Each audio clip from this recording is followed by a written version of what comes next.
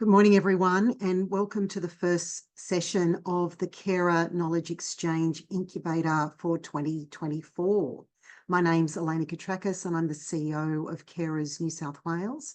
Carers New South Wales, together with the Institute for Public Policy at UTS, oversee the Carer Knowledge Exchange. So on behalf of both organisations, I'm really pleased to welcome you to this third annual Research Incubator event, which today we're going to apply a sustainability lens to carer-related policy, research and practice. And this will be delivered over a number of 2-hour sessions over 3 days this week. So it's a very busy week and lots of information, and really look forward to the discussions that are going to take place over the next few days. So thanks to everyone for joining us today. I'd now like to welcome Savannah Finn from the Metropolitan Local Aboriginal Land Council to welcome us to country. Thanks, Savannah. So good morning, everyone. My name is Savannah Finn, as you all just heard. I'm a proud Wiradjuri woman, originally from Sabo, New South Wales, and I'm currently in my 4th and final year of a Bachelor of Social Work. And I first started my work with the Metropolitan Local Aboriginal Lands Council by going out to sacred sites with youth within our boundaries and making sure they're maintained and untouched. So before I give the welcome to country, I would also like to acknowledge both past and current representatives of Metro Lao for the cultural knowledge, words and wisdom that they have passed on to me and have taught me to speak today. I am the first youth representative of Metro Lao and have the cultural knowledge and endorsements and authority under the Aboriginal Lands Right Act for the land we meet on today. It's important to acknowledge the nation's boundaries covers the Hawkesbury to the north, the Nepean to the west, and the Georges River to the south. The landscapes on which we meet on today are defined by the hills, mountains, and waterways which were created during the Dreamtime. A welcome to country is not just a bunch of words, but is spoken from the heart. And in doing this, creates a cultural, safe, and spiritual environment where everyone is able to take a quick moment to themselves to connect and ground with Mother Earth. I would like to pay my respects to all elders, past, present, and emerging, and extend that respect to all you here on the Zoom with me today. So used to saying that in person. So on behalf of the Metropolitan Local Aboriginal Lands Council, board, members, and especially our elders, our cultural knowledge holders, I would like to welcome you all to the lands of the Gadigal people of the Eora Nation and extend that respect to all lands you are meeting from today. Welcome, welcome, welcome. Thank you so much for having me. Sorry about my voice as well. I'm just getting over a sickness. That's okay. Thank you so much, Savannah. I'd also like to acknowledge the traditional owners of the land of which I'm coming from today, which is the Gadigal people of the Eora Nation, and pay my respects to elders past, present and emerging, but also recognising, I think within the context of the discussion that we're having today, the high prevalence of caring within First Nations communities and the importance of culturally responsive approaches to supporting First Nation carers and carer wellbeing. So this, in fact, will be the focus of the 2024 National Carers Survey that Carers New South Wales will be launching later this week on the 1st of June, and it'll also be part of our discussion this morning. So at the last Carer Knowledge Exchange interactive webinar, which was in February, we focused on how to empower carers as they navigate complex service systems, of which there are many and much complexity.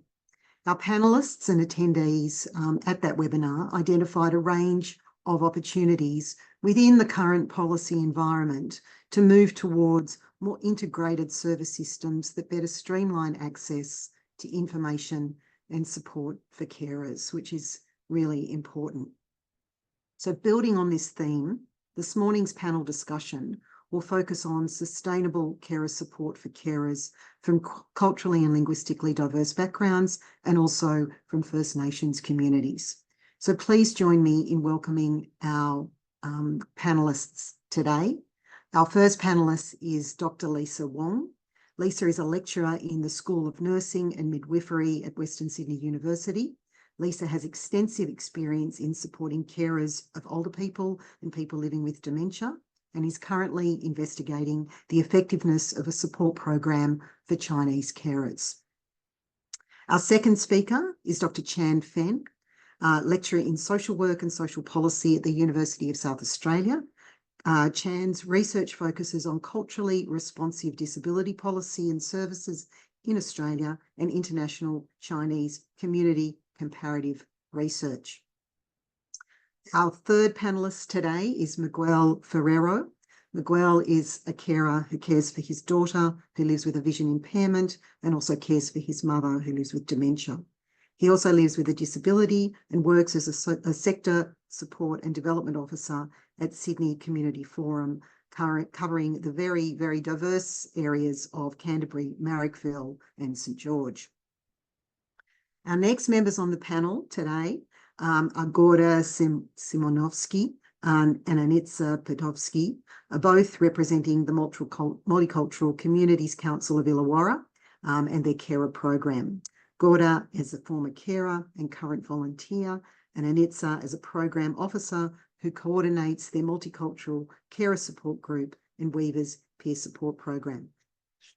And our final panellist today is Joshua Maguire. Josh is the practice specialist here at Carers New South Wales, supporting Aboriginal and Torres Strait Islander staff and trainees and informing the work of our Reconciliation Action Plan working group. He's also a key member of the Carers New South Wales National Carer Survey academic working group, advising on the engagement of First Nations carers in the survey. So we're going to spend the rest of this session hearing from our panellists, and we'll move to that in a moment, before we wrap up at about 5 to 11, which will be in time for a short break before session 2 this morning, which will start at 5 past 11. If you have any questions or comments, please post them in the chat and we'll do our best to come to those towards the end of the session. If you're not speaking today, if you could turn your cameras and microphones off, that would be fantastic, and that will help with the focus today on our fabulous panellists, of which there is a huge amount of experience and expertise, and I'm really looking forward to the discussion this morning. So thanks, everybody, and we will get underway. So our first question this morning is to all of our panel members. And really just to start off with, what insights can you share from your experience about how caring can be understood differently in different cultural groups? So who would like to kick us off today with that discussion? I'm happy to go first. Thanks, Josh. In terms of Aboriginal culture, like our elders are our knowledge holders, our leaders, our caregivers, and they've been vital in the continuation of our culture. We know that the majority of Aboriginal people receiving care are ageing and of old age. So from a cultural standpoint, meeting the care needs of these elders is a cultural obligation across the board because their health and wellbeing is of the utmost importance. Another thing to note is if you're Blackfellow got the biggest mob for Aboriginal and Torres Strait Islander peoples, it's not entirely uncommon to be reared up by multiple family members, including or beyond our biological parents. I have family that have been raised by their grandparents and friends that have been raised by their grandparents. So we begin to see this trend of intergenerational caring taking place between grandparents and adult grandchildren as they age.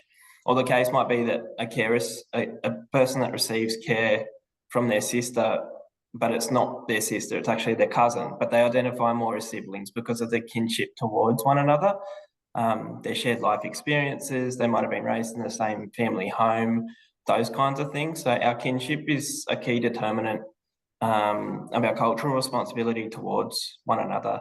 I bring this up because it's important to recognise differing family and caring structures across cultures so that advocacy efforts and service provision is reflective of it. We can start to reframe systems that would otherwise see cultural situations as dysfunctional. 4 years ago, we saw the implementation of the Torres Strait Islander Traditional Child Rearing Practice Act, which allowed legal transfer of parentage from biological parents to cultural parents. It ensures cultural parents can make parental decisions about the child's education and health without difficulty, and that the children have the same legal rights as other children of the cultural parents. So now their legal identity can reflect their cultural identity and lived experience. So You can see this recognition and understanding of culture is vital in making change to policy, to legislation, and how we engage with people using our services. Yeah, fantastic. Because I think obviously bringing that that broader kinship framework into that, you know, reframing services to address that full context of what family means within Aboriginal communities and families, as you said, is really, really important. So I think any others in terms of your insights into you know, how caring can be understood differently in the cultural groups that you work with. Gorda, did you want to answer this one as well? Did you want to answer, or? And it's I might just mention that I think similar to what Josh was saying with CALD communities, it's a family-oriented type of caring role. And a lot of our carers, I mean, the carers I look after and I work with is mostly elderly, and they're looking after their spouses and who are aging and with dementia. So they see their role as, you know, a carer is someone who's a family member who loves the person they're looking after, and they're very reluctant to accept services from other organizations. They want to do the job themselves. They don't see it as a carer. They see it something as they should be doing because it's their loved one. And I think that they start to struggle. And when it reaches a crisis situation, we find this is when they reach out for help. And I think Gorda can justify that as a carer herself for her husband. Yeah, that's how it was with me. I looked after him for about 7 years on my own, and then it just got too hard, and just near the end, more or less, I asked for help. So I thought it was my responsibility as a wife. It's just part of life, isn't it? As I said, just near the end, I asked for some help at home. And then I had to put him in a nursing home, and that was it, more or less. I still used to go there and visit him as much as I could, but it was really, really right to the end that I said, no, I can't handle it anymore. I just couldn't do it anymore. Yeah. And then the carers, this group sort of more or less helped me pick up slowly, because I was a mess. I was really a mess. So I think it is that also cultural aspect of then being able to ask for help when you need that, and having that recognition of that as well. You know, from that also cultural perspective. Is there anyone else that wanted to address that first question into sharing some insights? I'm happy to. Sorry, Miguel, after you. I know, just I was going to mention that the way we understood caring in a lot of migrant communities depend of our past experience. I mean, a lot of migrants, we come from countries where these are less developed welfare states, and the assumption is, it's the family, especially female members of the family, who needs to assume or is expected to assume those caring roles, and also make hard for a lot of migrant community to accept, external support or use, the current aged care system, because in terms of the past learning experience, they don't really, I mean, they are not coming from a highly developed welfare systems in their own countries where they need to rely heavily on extended family member or extended families. Thank you. Thanks, Miguel.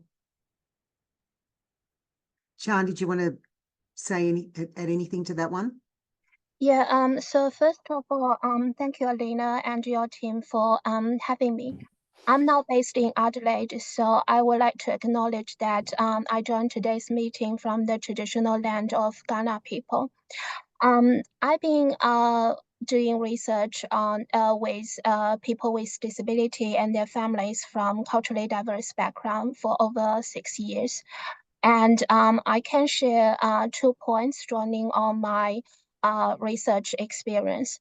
The first years, I would like to emphasize that we need to avoid oversimplification. This means that assuming caring practices in culturally diverse communities are different due to language and culture differences is kind of oversimplifying.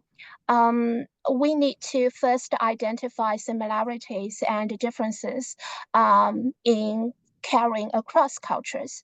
For example, in our research, we found that there is a strong cultural emphasis on family responsibility for caring. And this is also observed in other cultures.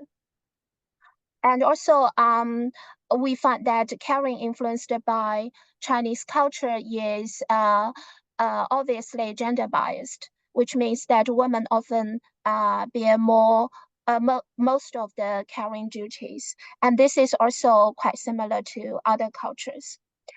The third point I would like to share is that actually cultural values interact with other factors like time and local policies. So it means that cultural influences do not work in a vacuum. This means that we need to identify what particular cultural influences are working in a specific context. For example, in our research, we found that, Chinese families, they initially manage care responsibilities with cultural pride. However, over time, conflicts such as stigma towards disability, gender disparity, and lack of participation in decision making can undermine this cultural pride if there is no external support in place. We also noticed that some carers from Chinese background, like single mothers, they would embrace new values from Australian service system, advocate for quality support, and even challenge authorities to protect their children's rights. So this kind of performance actually contracts with traditional norms where we assume that women are supposed to respect and follow authority. So my point is that understanding caring in different cultural groups are more complicated than we think of, and we should put more effort to understand how cultural values work with other contextual factors to influence caring, influence service provision. Yeah, fantastic. Certainly not a one size fits all for each cultural group, and really to adapt that and to address those issues that you've so clearly kind of set out there. So thank you very much for that. Moving on to our next question. So this one's for Lisa. So Lisa, you've adapted and you've translated a support program developed for the general population, specifically to deliver to Chinese carers. Could you tell us a little bit about that process and whether the program has been effective in supporting the well-being of Chinese carers? Thank you for asking, Elena. So the original carer support program developed in English demonstrated improvement in carer self-efficacy, decreased caring burden, and also improved self-reported health outcomes. So built on the success of the original program, the Chinese version of the carer support program adopts a co-design, consumer-oriented, cultural sensitive, and linguistically appropriate approach. As a first step, we set up an external advisory group, which consists of Chinese dementia carers, staff from local Chinese community organization, and also external dementia care expert. So this group provided input into the development and the delivery of the program. And the advisory group also ensured that the program addressed the specific needs of Chinese dementia carers and also the service needs. So we have also trained a Chinese counselor to develop the program. This helped to maintain the service sustainability. The carer program consists of 8 weekly support sections, and there are 2 intervention menus, namely the facilitator menu and the participant menu. So they contain all the information about the 8 sections. These menus are being translated into Chinese by professional staff, and then reviewed by members of the advisory group. So that the program can fit into the Chinese community setting and also the literacy level of the Chinese carers. The program is evaluated by comparing the data collected by the Chinese version of validated questionnaires before and after the program. So these questionnaires look at carers' attitude towards dementia, their carers' burden, self-efficacy, as well as the health and well-being. And also at the end of the program, carers also attended a focus group to identify any changes in their caregiving experiences and abilities. So far, 5 carer support groups with 51 carers have completed the program, and we will have another group in June. Concerned about whether the program is effective for Chinese carers. So from the focus group we have conducted so far, carers told us that the carer support program helped them to improve their knowledge in person-centered care, their ability to seek help, their skills, and also their confidence in their caring tasks. So there's no translated carer support program for any ethnic group so far. And with the completion of this program, we plan to extend the program to other ethnic groups in Sydney. Yeah. Fantastic. Thank you so much for that. Lots of information there as well, I think, around that, very specific approach for Chinese carers in that situation. And again, the importance of that peer support model within that.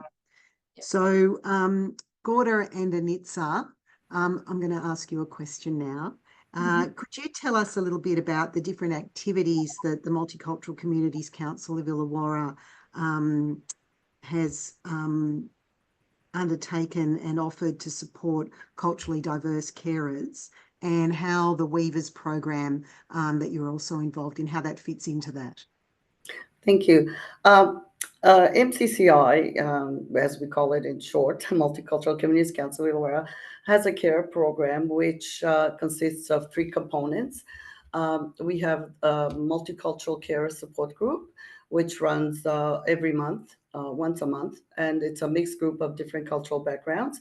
Most of the carers that attend the group are looking after caring for someone with dementia.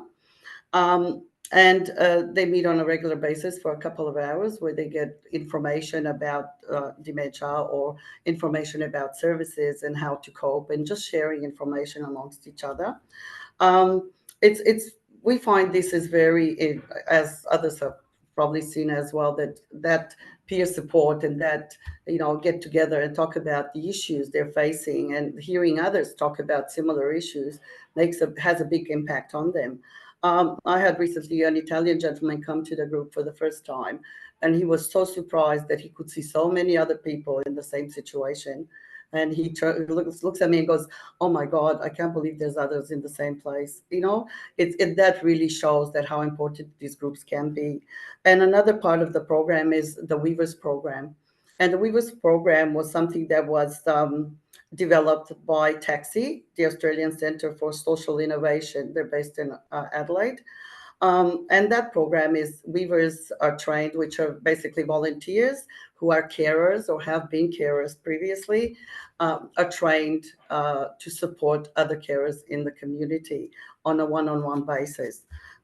So, a weaver would have that experience of, caring for someone. So it's someone who's been in those shoes, who's walked that road, who's, come to those type of issues that they're seeing at the moment themselves. And they talk to them about how they were coping, what services were they using, and how this can help them as well. Because as I said before, a lot of them find it very difficult to access services. So hearing this from someone else who's from their community, or someone that has been in that circumstances, does make a big difference. And they form a relationship between the two. It's really, and they're matched. The carer chooses which weaver they want to work with. At the moment, we have 10 weavers and we have 12 matches. So 10 weavers are the trained volunteers who are supporting the carers in the community. And it could be a simple thing as going, catching up for coffee, ringing them up once or twice a week, seeing how they're coping. And, we've seen a lot of changes in our carers. You know, we had carers who were not accepting anything and really struggling. Young carers with, you know, young onset dementia, looking after them, very difficult. And with the match they had was similar. Now she's got a part-time job. She's actually going to visit her grandkids in Sydney, accepting respite after a year of hard work with our Weaver and our program. So these type of changes are, you know, we see it coming through, and it's very important. Another component of the program is our carer retreats. And we have had a few retreats in the past couple of years where the carers are go for a couple of days, you know, a weekend away, and looking after their well-being. And usually we have about 15 or 16 carers who come along to those retreats. They develop friendships, they get that respite that they don't usually get. They get to connect with the other carers, and the weavers come along as well, which are the support carers. So it's really important. And I think some of the things and comments that they say that we see in this program is that one elderly Italian lady, 83, who's been caring for her husband for many years now, she got up the first morning at the retreat. She goes, "Oh my God, that's the first time I've slept through the night." And that was so beautiful to hear that she actually had a little bit of a rest through that whole, you know, just the first night. So these type of things gives us this warmth that we're actually providing something for these communities. Yeah, because there is a lot of struggle out there with carers, you know, looking after someone 24/7.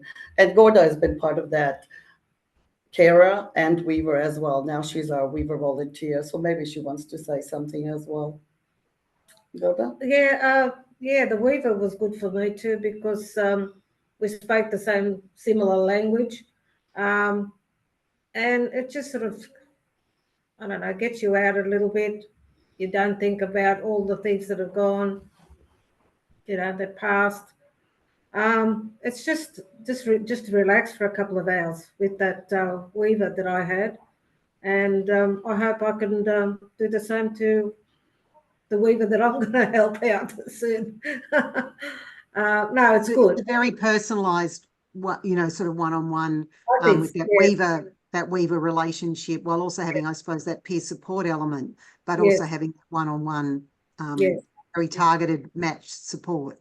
That's right. Yes. They're matched with a similar type of situations. So they, you know, I think there was one carer was matched with another organization with someone else, and she wasn't getting much out of it. So she asked if she could have someone in a similar situation. So now I've got Gorda matched up with her, and I think that's going to be a positive outcome.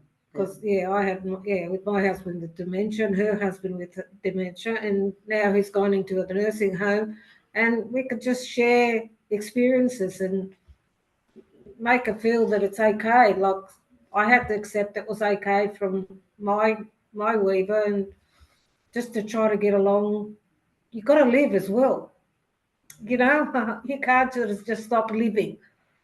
Absolutely, and that's part of, I think, you know, the focus on carer wellbeing, and the focus on carer wellbeing in a cultural context as well, about, you know, what you can do and how you can address that. So fantastic. I was going to now move to Miguel and ask you, as a culturally diverse carer navigating, you know, both the disability and aged care service systems, what do you do to maintain your wellbeing? And do you think these service systems could do anything differently to better support culturally diverse carers?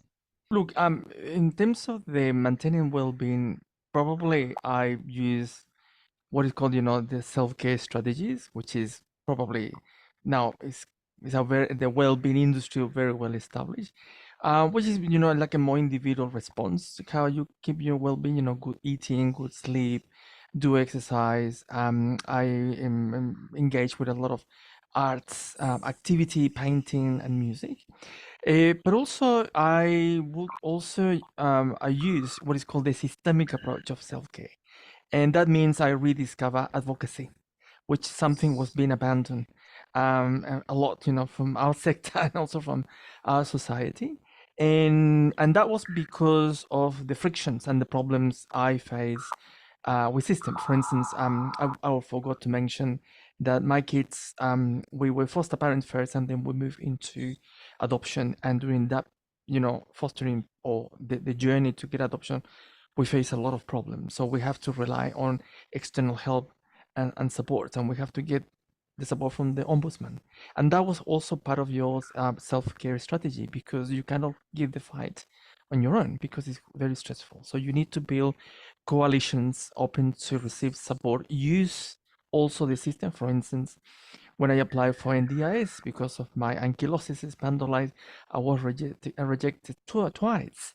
And I have to go out and get the support from the Multicultural Diversity and Disability Services. So I have to go and work with someone else in order to push for my case. With my aged care is something kind of similar. First, use the systems that are in place in order to deal with your grievances or your complaints or challenging certain decisions. And it's not working well. As a part of that self-care, you need to go out there and find allies in order to, or even talking to politicians as well, or members of the public service. So in that case, for me, self-care also involves revitalizing the use of advocacy. All right, so systemic advocacy, because dealing with systems. In that case, we have to deal with an agency, NDIS, and also with my aged care, we deal with government systems, and they are very different. And also, not everyone is an expert in dealing with these systems. You learn. But in that case, in order to give the fight, you need to get help, build alliances, build networks and connections. So that also is, there's some level of kind of politicization, not in a partisan way, politizations of the needs of carers and even self-care. Self-care is not just individual, it has to be systemic, how we make, better structures, all right? In terms of the what we can do better, well, look, dealing with NDIS and also my aged care, even with the foster system, the constant rotation of caseworkers is a problem, because it doesn't really allow you to build a good relationship with the systems. So you have constantly changing workers all the time. You need to tell the story again, rebuild that trust, and it takes time, and that delays, solutions or ways of achieving certain things. In terms of what they can do differently, I think it's the issue of stability for the workforce, because it's constant rotation of workers. The other thing is a big thing is cultural training, because there's a lot of rotation in the workforce of NDIS or people, implementing the policy on my HK. They are new people and they are not aware of the cultural issues, or dealing with migrant families or kids from CAL background. So cultural training is really important to deal with families, to develop good plans, conduct good assessment, to provide a really good holistic assessment in the aged care space, for instance. So the other thing is, obviously more training around dementia, because it's a growing issue, and also dementia with people who lose the English language and go back to the first language. So they require recruit bilingual workers, and also the rise of the elder abuse. And we see that it's kind of a bit of under wrap in CAL community, but it's an issue. So those kind of training could be really important for in my HK, but also in the NDIS sector. Recruiting bilingual workforce is really, really important as well, because at least they are able to understand the cultural codes, the cultural components of the behavior, and provide a good understanding with a good outcome for the family. And let me see. Yeah, the other elements, structural issues also doesn't depend, or even on the worker or the system, workforce issues, working conditions, salaries, or the capacity to recruit is an issue. But I think I would mention that is cultural training, stability of the system. They needs to have a bilingual workforce, and I think, let me see. And also, the system is very diverse. We have government program, but is delivered by different NGOs or services, and they have different outcomes. I mean, we see people dealing with NDS or my aged care having a fantastic service, fantastic worker. Other people say it's terrible because it's not provided by one agency. Depends of outsourcing, those functions to NGO. So every organization, they have their own culture, their own way of dealing with CAL families or members of the CAL community, and there's no standard in that level. So this is why we have so diverse experience in dealing with these systems across the community. I think that could be 6 minutes. It could be okay. That's Thank you. so much richness of information there, Miguel. I mean, from the strategies that you use to look after yourself, which are quite broad, quite specific, but also quite broad in terms of that sort of advocacy piece as well.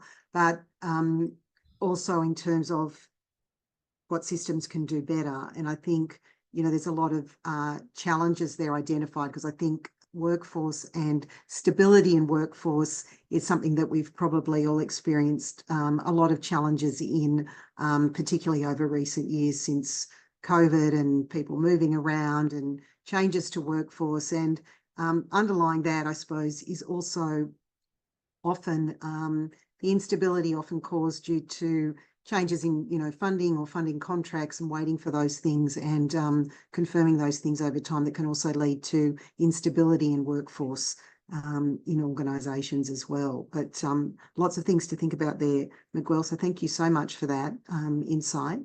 My next question was going to be to Josh.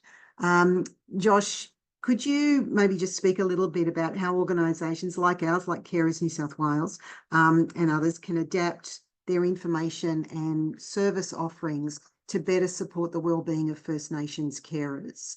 And maybe alongside that, what have been some of the key principles in supporting the engagement of First Nations carers in the development of the National Carer Survey?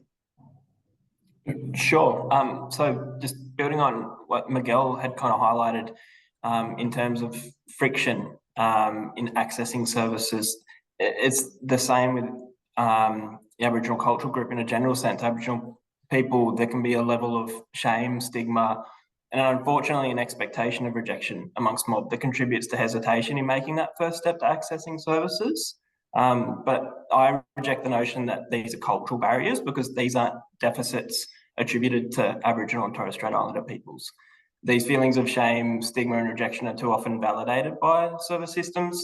So somehow there's still this unironic sense of surprise that including my people in systems that historically excluded us isn't always a smooth process. Last week I tuned into a webinar. It was part of a National Sorry Day event, and Professor Peter Yu, he's a Yawuru man and Vice President First Nations at ANU, summed it up perfectly when he said our culture is predicated on reciprocation, a relationship of mutual benefit, and accountability and responsibility. He reminded us that fundamentally it's about trust. So we have to recognise that the onus is on service systems, and that's where we need to look at flexibility and adaptability in the delivery of services. For us, Carers New South Wales, we're one of 4 carer gateway providers in the state, delivering gateway services in Region 4, which extends along the east coast from Sydney up to the Queensland border. Now, if we had a carer wanting respite and the person receiving care was an Aboriginal person wanting to spend time on country during that period of respite, we can facilitate that even if their ancestral lands are outside of our service region. So this is one of many really important accommodations that we could make, because we know connection to country is integral to the health and wellbeing of Aboriginal people. As you mentioned earlier, Elena, in the introduction to today's session, we've placed a priority focus on Aboriginal and Torres Strait Islander carer perspectives for this year's National Carer Survey. I've been lucky to be invited to be part of the academic working group in the development of the survey. We looked at the survey as a whole to ensure inclusivity, but we've also created a dedicated First Nations module in the survey this year. The module is a condensed survey that gives carers the option to opt out upon completion or continue on to complete the survey in its entirety.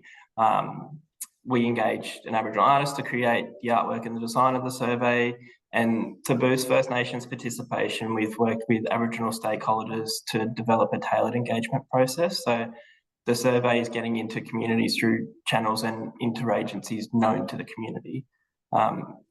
We know that there's still a level of distrust towards government and non-government organisations. So we've had to make sure that any Aboriginal people or community-controlled organisations that are engaging carers to participate in the survey communicate why we're gathering the data, how it'll be used, and we do this to ensure that free and informed consent and to support Aboriginal carers in understanding the benefits that can come from sharing their insights and perspectives and experiences.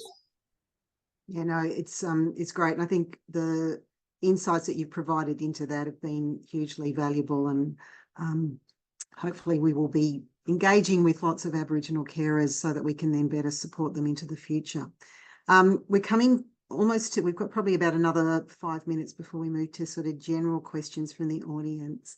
So I was going to ask Chan just a question around your work with families of children living with disability. What have you learnt about how policies and systems respond to cultural diversity, and how could they do better? So probably similar things to what we've heard, but just from your perspective and your engagement with the work that you're doing. Yeah, happy to share. So we recently published a study on how disability policy systems in Taipei and Sydney influence Chinese families' care performance. So we found that policies in Taipei, they align with Chinese culture and focuses more on early intervention for children rather than family-centered support. Whereas policies in Sydney, they follow the principle of ethics of care and focuses more on family-centered support, which means that they tend to enhance carers' capacity and ensuring rights of both carers and people with disability. One interesting finding is that regardless of the local policy system and its underlying cultural values, Chinese families in both Taipei and Sydney, they prefer disability policies that prioritize the well-being and rights of carers and people with disability. So this finding suggests that Chinese families, they embrace external support despite traditional norms to ensure the well-being and rights of carers and people with disability. And when it comes to the Australian policy context, we also find that policies based on ethics of care and family-centered supports can mitigate the negative cultural influences of Chinese cultural values and reinforce positive expressions of Chinese culture influences on caring children and people with disability. However, I want to add that this funding is on the policy design level. So when it comes to policy implementation in Australia for culturally diverse communities, this is another story. We find that Australian Chinese families in Australia, they are still facing many challenges in accessing high quality disability support, which means that the limitations and problems in policy implementation and practice would undermine the intended benefits of the policies at the design level. So yeah, this is what we found from our research. Yeah, fantastic. Thanks for that. So just probably just a couple of questions just quickly to everyone, just with some quick answers so we can see if there's any other questions from the floor. Peer support's been mentioned, I think, in the concept of peer support by all of you in sort of different ways. So why do you think peer support's so important for carers from different cultural backgrounds? I mean, I think it's probably an obvious answer, but I think just to reiterate some of the things that we've said there, Miguel. Look, just I would like to share my experience. I've been involved with the Disability Diversity Alliance, and now we're in the process of trying to start a peer support group for people with disability from the Spanish-speaking community.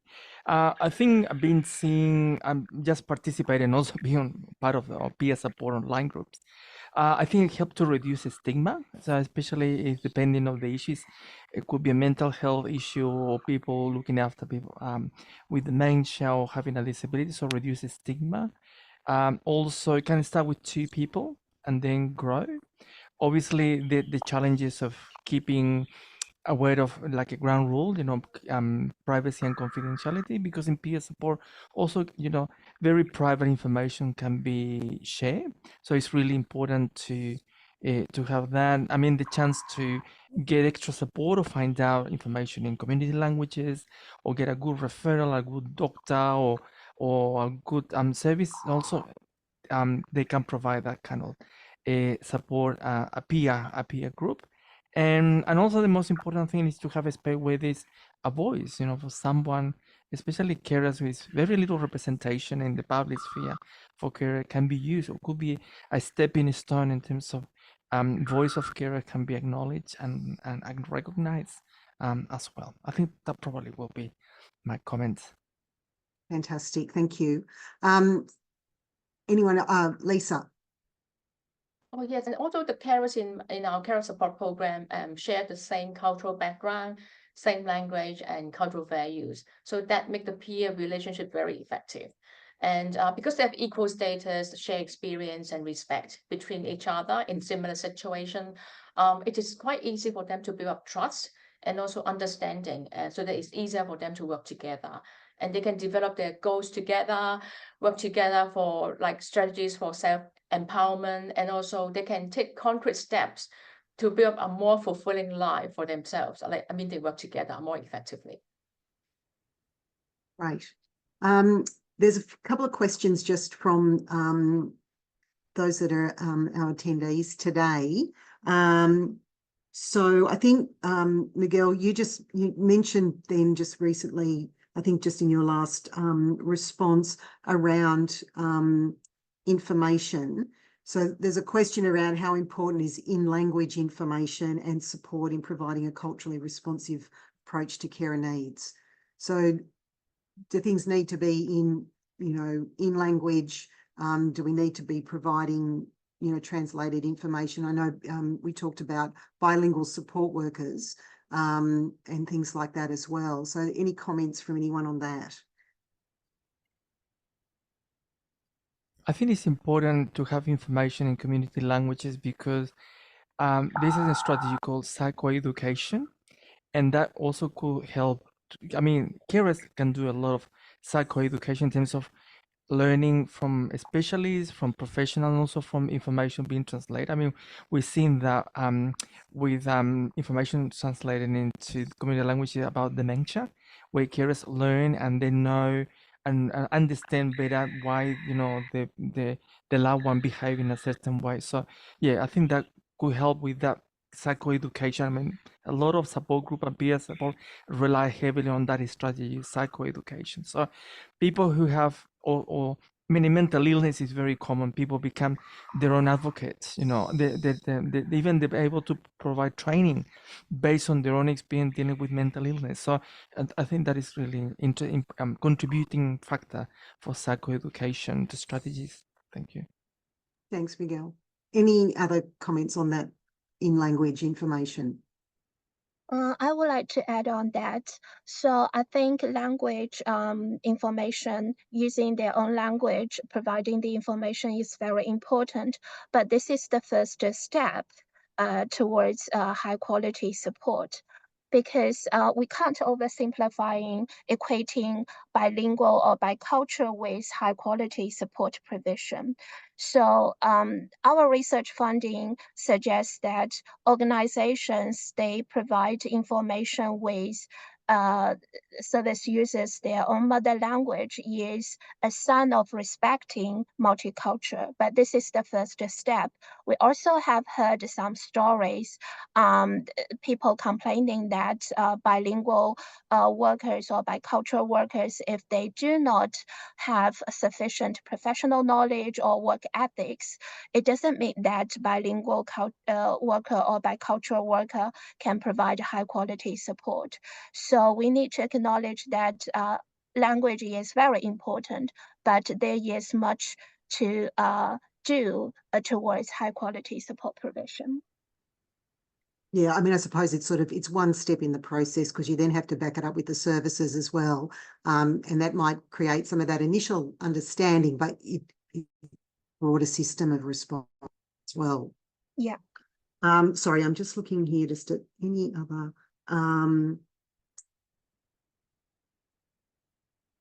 questions. Just one more. A number of you referred to the role of gender in expectations and practices about caring in culturally diverse contexts. Do you think policies and services take this into account? Would anyone like to address that one?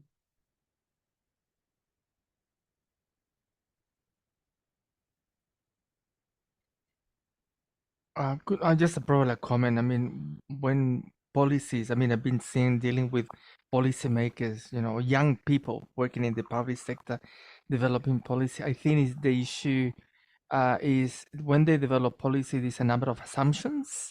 They're built on those assumptions. I mean, for instance, with my HK, with the website, the assumption was all the people are technologically advanced and very confident using the computers and the internet, which wasn't really true. Yeah. So I think, I mean, I don't know how people who study social and public policy are trained. They cannot train in terms of first start questioning your values and assumptions, because all of that is built, the entire policy architecture. And look, we're probably just coming to the end of our time. There was another comment in the chat around, as there are issues with dealing with my aged care, NDIS, etc., are staff from these areas invited to listen to these Zoom sessions? Yes, so look, we do make the recordings very widely available, and we also did send out the invitations very broadly, as much as we can to a number. So hoping that, we have I suppose tried to access as many people as we can. I think we had over 170 people register for this session. Obviously not everybody has attended that in person, but they'll also have access to the recording, and we'll try and make that available broadly as well. So I think we're almost coming to the end of our time here. Was there any other final comments anyone wanted to make about I suppose your one key thing around culturally responsive approaches to supporting carer wellbeing? I'll just throw to any of you for a final comment. I will take that if no one's put their hand up. And just to tie it in as well with a question that just came through the chat from Meredith, I won't read the whole question because it's quite long, but it's talking about one thing we could prioritise around the extreme diversity and intersectionality between cultures, and how can we prioritise experience improvements for caring. And I think what we need is systems that are reflective of the diversity and intersectionality of the cohorts that we're trying to support. So it ties in again with that peer support. It's having it on the other end, the service ends as well. If we have people available that can culturally identify with the person that's seeking supports, and there's going to be that level of comfortability and that level of understanding from the initial phases. So I think that's one consideration, just quickly. Fantastic. Thank you, Josh. Look, there's lots of comments and things in the chat as well, not just questions, but some really great comments about what everybody has said. Miguel, did you want to have another quick comment? No, there's a question specifically for me. It's okay if I can put my email on the chat, so that there was a question about the Spanish speaking. Send that. Yep, we can send that through to you. All right. Yep. Oh, well. So they can contact me separately Sure. about the Spanish speaking support group of these people. Okay. Fantastic. Thank you, everyone.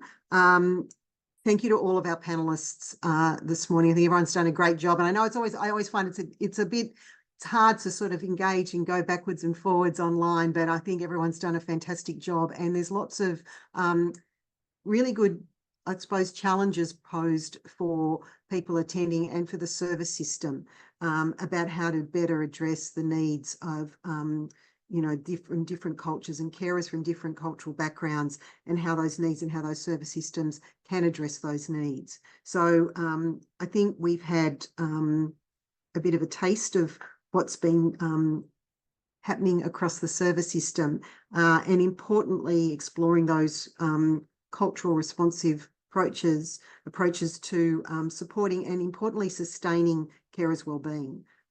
Because we don't want to address it, we want to make sure that wellbeing is ongoing and that there's ongoing processes to address carer wellbeing across all of the different cultures. So look, there's lots of information. You can find a collection of Australian research publications about culturally diverse and First Nations carers in the Carer Knowledge Exchange Research Library. And researchers that are attending today and all of the researchers that we work with can also add their own publications to this growing collection of fantastic information. And the link to the research library will be also provided in the chat today. We also invite you to sign up to the Carer Knowledge Exchange mailing list. We've also put the link accessibly today as well to receive notifications about future events. And one of the things that came out around the development of this session is that we've had a lot of interest from other First Nations researchers. So we're hoping to plan a future webinar that looks in greater depth at First Nation carers' wellbeing and caring experiences, with a really focused webinar on that, hopefully into the future. So there's also, you can provide some feedback on today's session. Again, there's a short feedback survey, and the link will also be posted in the chat. And I think I'm almost on time, probably just a couple of minutes over. So we're going to move to a 10-minute break now, followed by session 2, which will start at 11:05, which is Symposium on Innovative Carer-Led Approaches in Research, Policy and Practice. So I look forward to seeing everybody back for that session. And thanks for this morning. And again, final thanks to all of our panelists this morning. Thanks.